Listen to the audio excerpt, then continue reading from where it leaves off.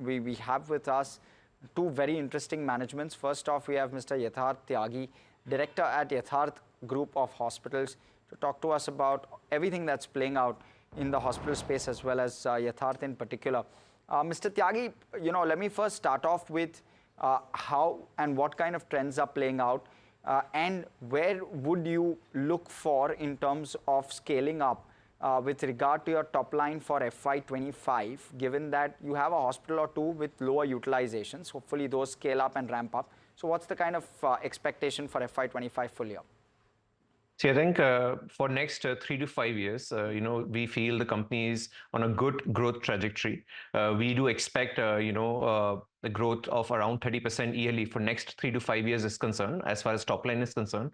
You did mention two of the hospitals are, still new. So the acquisition that we did of Jhansi Orchha Hospital as well as Faridabad Hospital. So specifically, if I talk about Faridabad Hospital, because that's a, good RPOP that we have seen in the first quarter of its operation. It just operationalized last quarter. So this hospital is, expected to ramp up occupancy is concerned, not just in this 1 year, but across the next 15 to 18 months. We do expect this hospital to become break even, and as well as the occupancy ramp up is concerned in both our hospitals of Greater Noida and Noida Extension is concerned. This should be giving the good growth as far as the next few years is concerned. Another key factor that we are hoping and we are quite sure about in the next few years is the growth in our average revenue per occupied bed. So RPOP is expected to grow. I think we do expect, we have seen a growth of 10% last year in terms of RPOP is concerned, and we do expect a similar growth in the coming years ahead also. Right, Mr. Tyagi, you're also targeting in an expansion of bed capacity to 2,800 to 3,000 by FY28 is what you've guided. You're also doing greenfield expansions as well as brownfield expansions. Now I want to understand that your cash position right now is roughly 182 crores. So how are you planning to do all of these expansions plus the kind of brownfield expansions that you have? So the expansion, the bed capacity that we are going to be doubling in next 3 years is going to be fueled by three, ways. First is, as you mentioned, there's a strong cash position already in the books. We have around 180 crores. Plus, we will be generating good internal accruals. Now that the finance cost has almost, become reduced significantly since the IPO. At the time of listing around 30 months back, we had a bank debt of around 250 crores. Post IPO, we became completely debt free, and today there's just a small debt of 80 crore that we have taken for the Faridabad hospital acquisition. So the finance cost has significantly reduced. The network is increasing, so internal accruals will also be able to generate enough cash going forward. And third way is, again, there's always a room for more debt that we can still take. If we were able to service a debt of 250 crores around 13 months back, the network growing today, if required, there's option can also be considered in next 3 to 4 years. So as far as doubling a bed capacity is concerned, we do not require any external funding for these acquisitions. Also, Mr. Tyagi, Varsha here. So, I was just seeing that you are actually increasing your share when it comes to super specialties, and you have also introduced your oncology and robotics segment. So, I just wanted to understand, so currently, if I'm not wrong, oncology is contributing 10% to your revenues. Now, where you want to take this, because that will help your, that will aid your margins and your RPOP. Yes, that's definitely right. I think we do feel oncology to be a big contributor in our growth for next 3 to 5 years. See, we were doing medical and surgical oncology since few years now, but radiation oncology is something that we've recently started. We have installed LINAC machine. Now we're doing PET scan. We're doing brachytherapy. So I think oncology, which was just 3% a year ago, is today 10%. And if I talk about specifically Noida Extension Hospital, where the complete oncology setup is there, their oncology is contributing to around 17%. So I think overall we do feel in this hospital specifically oncology can even touch 25% in a 15 months to 18 months of time. And as far as the overall group is concerned, we do expect oncology contribution to double in terms of percentage in the years ahead. And this will ultimately help boost our RPOP and not just oncology, but even high-end procedures like the transplant program, the liver, kidney, as well as bone marrow transplants will also be increased in volumes, which will ultimately help us to drive a better RPOP as we move forward with them. Then Mr. Mr. Tyagi, where your margins will go, because you have around 25% of margin that you are operating into, and considering the operational losses in your Faridabad unit, and you are also entering into, I mean, you are increasing your share when it comes to oncology and super specialty, where you want to take your margins, say, in next 3 years? See, I think we already are, delivering quite healthy margins of around 26% of EBITDA.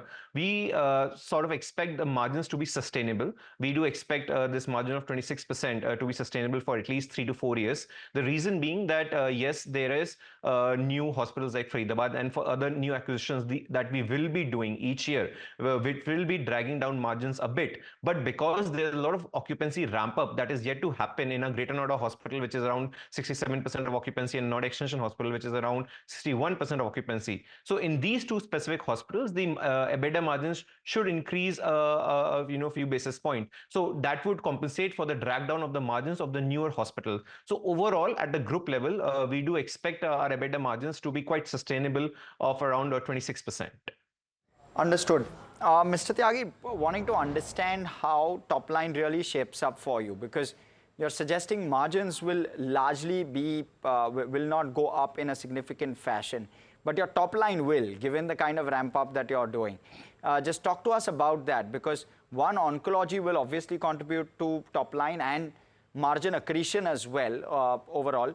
But how does top line shape up currently? Maybe FY26 in the near term, or maybe by FY30? What's the plan like? See, I think in last 1 year, quarter on quarter, we have delivered highest growth in the top line year-on-year changes as far as the complete whole hospital industry is concerned. We have shown the leading growth in that. This quarter itself, in Q1, we grew around 37% year-on-year. So I think for next 3 to 4 years, we do expect growth of around 30% yearly. I think if we're able to do it, that should be compromising largely from the change in the case mix, leading to higher ARPOB, and again occupancy ramp up. At a group level, we do expect occupancy to reach around 75% in 2.5 years time. This will be the driver for the top line is concerned. And again, in 2-3 years, when we reach optimized utilization of occupancy, we will still have new beds that are coming up after these years in our brownfield expansion is concerned. So that's why we do expect this journey to continue for next 4 to 5 years easily. Understood. And how much of that will be ARPOB, and how much of that will come from fresh capacity addition? I think it will be a fair mix of both. Yes, there is a huge room for our ARPOB is concerned, but as I mentioned, if we are yearly able to grow around 30% or around 10% of ARPOB, I think that would be a fair judgment. And as far as overall growth is concerned, I think 30% should be there. So I think around 10% from ARPOB and around 20% from occupancy should be a fair idea for the next few years. All right, Mr. Tyagi, your ratio from government business is coming down, I want to understand that what are the kind of trends you're observing here by the end of FY25, where will the share be at? And this, I believe, improves your ARPOB overall. So how does this impact the overall business then? We are definitely seeing more growth in our self-pay, that is the cash segment, as well as the private insurance is concerned. So automatically, once these two segments increases, the share of government business will come down. Also including international patients here, which ultimately, becomes part of the self-pay because, international business is increasing and is expected to increase in our group significantly over the course of few years. Reason being because the opening of Asia's largest international airport, the Jewar Airport, that is going to happen, in Greater Noida, which is just around 20-25 minutes away from our Greater Noida hospital, should be contributing to good number of international patient volumes. We're already, catering to patients across the world. We are doing, a lot of patients from CISF countries, from Gulf countries, as well as African countries. So international patient share increasing and private insurance penetration as, increases with time. The government business is bound to reduce, and we're already seeing it in the existing quarter. So we feel that in 3 years' time, government business should be somewhere around 25% in our overall revenue pie of the payer mix is concerned for the whole company. All right. So international patient revenue right now is in single digits. So where do you expect this to go from a longer term perspective, let's say by end of FY26? I think in 2 to 3 years time, we are targeting around, close to 15%, 10 to 15% of international business to be contributed. And this is, key driver also because of certain new treatments that we have started. Earlier the treatments we were offering, not many international patients come for those treatments. International patients comes for niche services like oncology, transplant program, high-end cardiac and neurosurgery.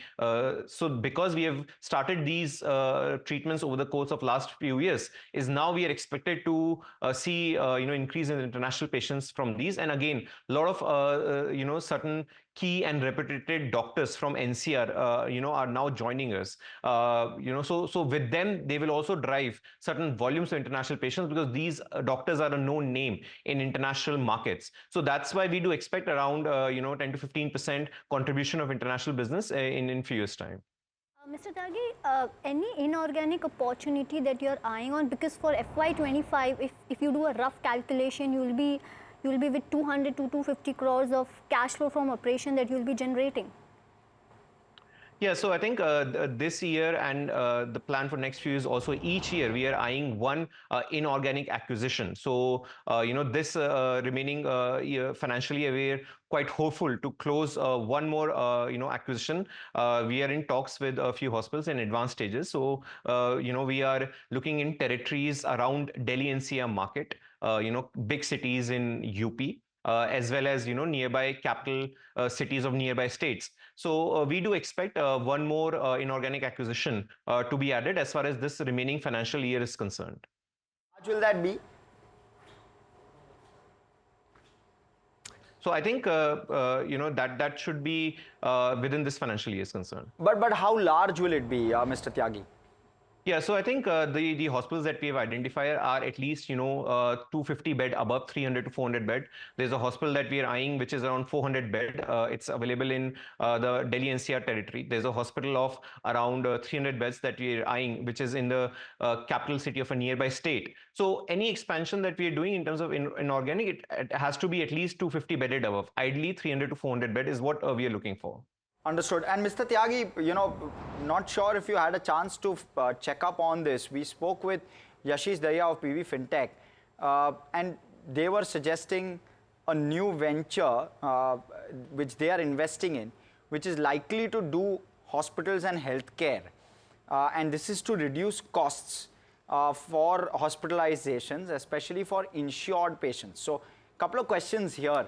One, do you believe that this will be a serious competition of sorts to the current hospital chains that we have? Secondly, do you believe that it will impact your overall sector as a whole and ARPOB in general?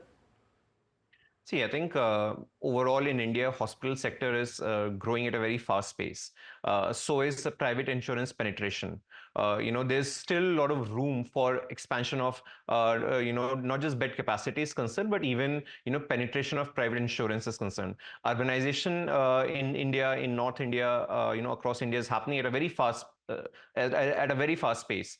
And it's not that healthcare is not affordable in India. There are, options available for, patients across India. If they want to choose an affordable healthcare, if they want free treatment, they can go to government hospitals. If they want, treatments that are being done on, let's say robotic surgeries by surgeons who are, experienced with world-class equipments, those treatments are also available under private insurances at a good rates. So I don't see that much of a challenge with this being there. And yes, I think regulating prices in healthcare is not a straight and simple thing to implement. It does require an overall holistic approach where it is not just the private hospitals and insurance prices that has to be looked into. It comprises of a whole ecosystem which comprises of pharma drugs, diagnostic price, as well as costing of medical equipments. So any changes in the regime to cut costs or price cutting will have to be involved all these sectors. So right. So I think yes, I think the healthcare is massively growing, and there is still affordable healthcare available for the patients of India.